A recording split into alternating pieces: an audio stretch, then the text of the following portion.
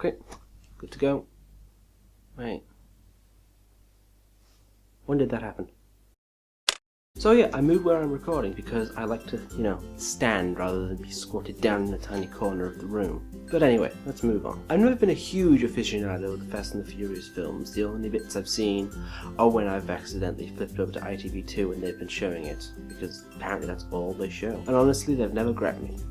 This one, I'm not sure. I'm really not sure. After watching it, I do understand why people like it, and it's not purely because of the cars and the guns and the violence and the driving and the racing. It's a soap opera. It is. It's not about the cars, it's about the relationships between the characters and how they change and evolve. Hell, someone has amnesia, for crying out loud. If that doesn't make this a soap opera, I don't know what does. As soap operas go, though, it's actually quite good. The characters grasp you, they're well acted, it's not incredibly completely over the top. It is a little, but not completely incredibly.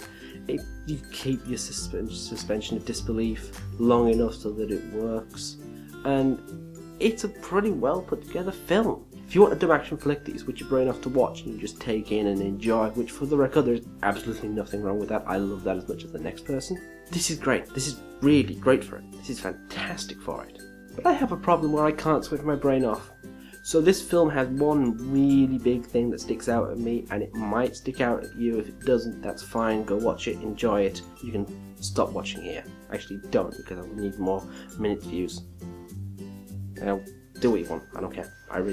Actually, I do care, but still do what you want. This film doesn't know if it wants to be in the past or in the future. So it's got these central female characters who are incredibly strong characters, despite the fact that one of them has amnesia. They're incredibly strong and pictured as being incredibly athletic and powerful and really good at what they do. And I really like that. This has some of the strongest lead female characters in film, which is actually quite nice to see, and it's also quite weird to say that that comes from a Fast and Furious film. The problem is the rest of the women in this. They're just set dressing, and they're just set dressing to the extreme, and it is awful and painful to watch, because you think, if you stripped away the women as set dressing, which happens about 5 minutes in, for God's sake, it could be a really good, solid, fun film that has no flaws. But it still can't get away from what it was, its core, its original stuff.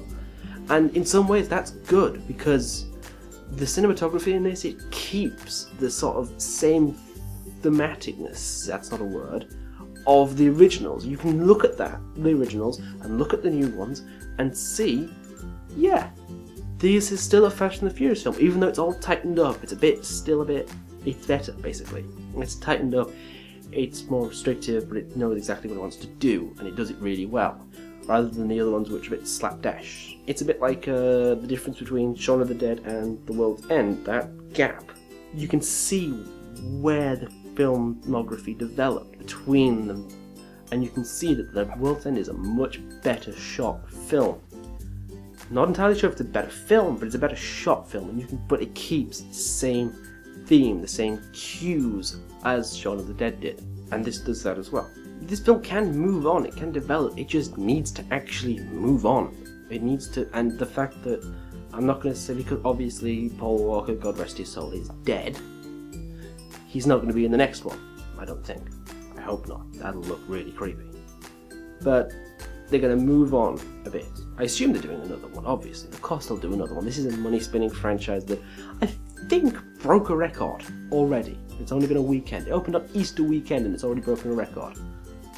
It hopefully can move on in a different direction, but keep the soul of it, but actually, not have all these women as set dressing, which is at best incredibly offensive, and at worst degrading and humiliating. Should you go and see it in the cinema? Yeah, purely for that plane car jump scene which you've all seen in the trailer, because that's a lot longer and there's a lot more exposition to it, and it actually works beautifully on screen. So if you want to see it purely for that, then yeah, go see it in the cinema, because it will not compare to what you will see if you watch it at home.